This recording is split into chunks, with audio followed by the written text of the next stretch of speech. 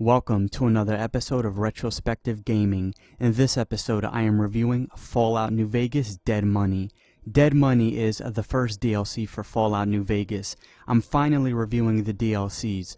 Before we move on, I just want to say one thing. There are spoilers in this video, you have been warned. Here is my review of Fallout New Vegas Dead Money. The story starts off with your character, aka the courier, getting an odd signal. You start hearing a seductive voice telling you about the mysterious Sierra Madre. The Sierra Madre is a grand, illustrious casino that was built before the Great War. Important people like stars, singers, and others were invited to the grand opening of this great casino. The Sierra Madre's opening was supposed to be something deeper than just a night of entertainment. It was supposed to be a symbol of a better tomorrow, a night that could give hope for people to begin again. Unfortunately, that night never came to be because of the Great War. The Sierra Madre never got its chance to open. It remained closed for a very long time. The security system made sure no one could get in, and anyone inside could not get out. People have tried to discover the secrets of the Sierra Madre to find out what's inside this grand casino, but they failed. It seemed like it was destined to stay closed forever, until now. You are lured into this unknown morbid area by a man named Elijah. Elijah used to be an elder in the Brotherhood of Steel until a fateful encounter with the NTR at Helios 1 destroyed him. After he lost that battle, he disappeared into the wasteland, traveling to different places in search of technology and resources so he could save the Brotherhood of Steel and fulfill his vision. He finally ended up in the Sierra Madre. I will cover his other trip in a future video since it has to do with another DLC. Elijah found his jackpot. The Sierra Madre is a place where he thinks he can begin again. He wants to make this his paradise. He has one big obstacle though, getting inside the casino and finding out the secrets inside. He uses pre-war technology to force people into doing his dirty work by putting collars on them and threatening to detonate the collars and kill everyone if they don't do what he says. He tried this before with different teams. He almost got what he wanted, but he ultimately failed until now. You wake up at a fountain, bewildered, confused, and wondering what the fuck is going on. You see a hologram of Elijah, and he starts to explain things. He's recruited you and two other people to do this mission for him. Not recruit, force. You have a collar on you, and if you try to run away or you disobey him, he'll detonate it, and you'll be dead. Your task is to get inside the Sierra Madre and find out the secrets for him. But first, you have to connect with two other people that he's collared and trigger this gala event. And what this gala event does is, it opens up the way to the Sierra Madre so you can get inside. But those aren't the only obstacles in your way. You'll also have to deal with the cloud. The cloud is this toxic smog that's unique to the Sierra Madre area. It's everywhere, and you can't go too deep into it or else you'll get hurt by it. And you'll also have to deal with the ghost people. The ghost people were humans that unfortunately were affected by the cloud, and this is what you get. A bunch of creepy looking motherfuckers that go around and attack you. I mean, look at them, look at the way they walk. It's fucking creepy. You'll also have to deal with your collar. There are frequencies everywhere that trigger your collar, and you'll start hearing beeping noises damn near everywhere, and if your collar beeps for too long, you'll explode. Lovely, right? Now, you're not the only one that's wearing a collar. There are three other people on your team. The first one is Dog/God. Dog/God is a nightkin with two different personalities, and let's just say he has mental problems to say the least. The second member of your team is Dean Domino, aka the King of Swing. He was very famous before the war. He was a singer, but unfortunately he was ghoulified and now he's stuck in the Sierra Madre. Wow, the King of Swing has bad luck for sure. And the last member of your team is Christine Royce. Just by looking at her, you know she's been through hell and more. And she's also mute. But there's something mysterious about her. Not just her, all of your teammates. There's more to them than what you might initially think, but that's for you to find out. Eventually your team triggers a gala event, and the Sierra Madre is open for business. Now the important part of the story begins, and that's where I'm going to cut it off. It's up to you to figure out what the fuck is inside this casino. First off, I want to praise the atmosphere. It gave me that feeling of being claustrophobic. The area isn't really big, and you're constantly surrounded by toxic smog. The background music and the sounds you hear throughout the DLC, it sounds like you're in hell, literally. They did a great job in that part too. And the song Begin Again, it's a great song, but when you hear it in certain parts and it's playing in the background like it's going through a radio, oh man, it sounds creepy as hell. It's a nice song though.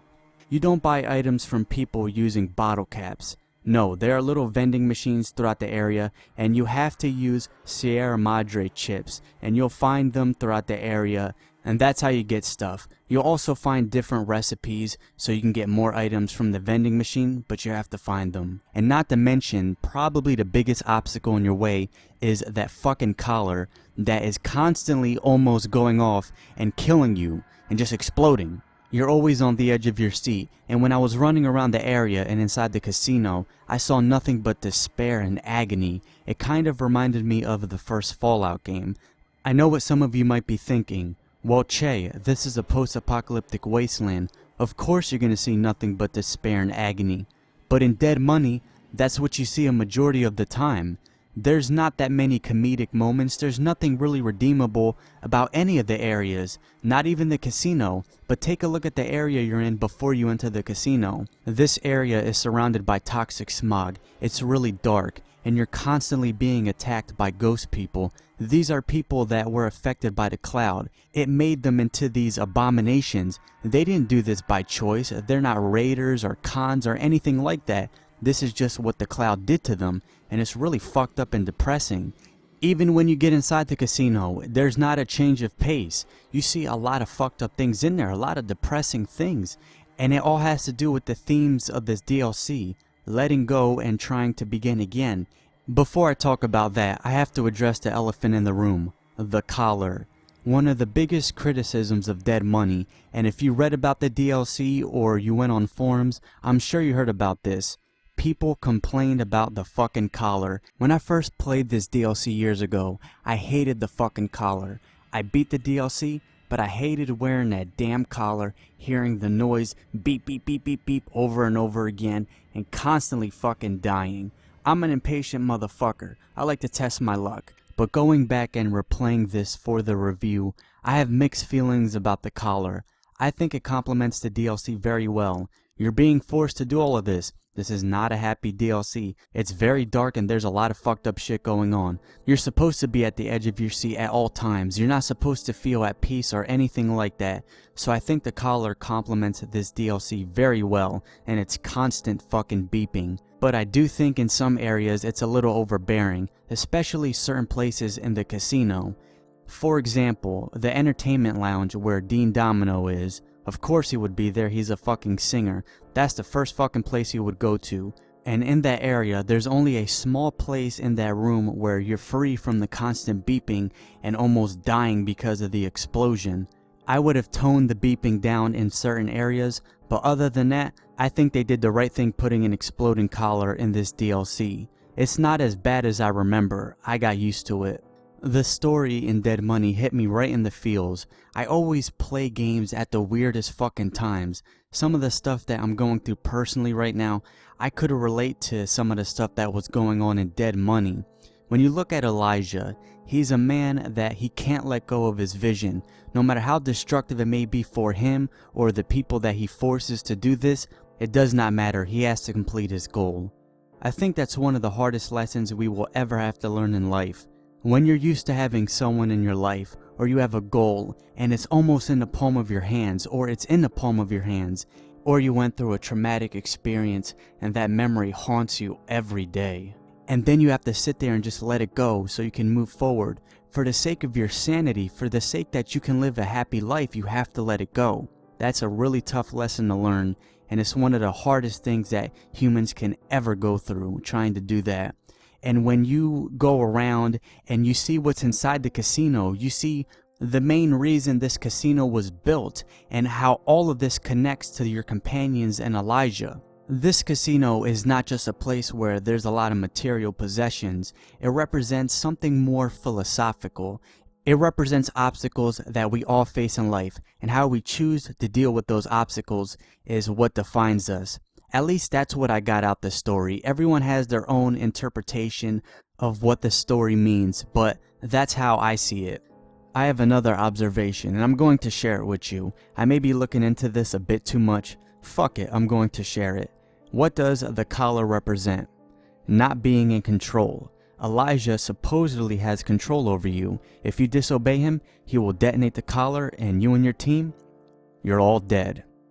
But maybe the collar represents the ultimate irony, or however you put it.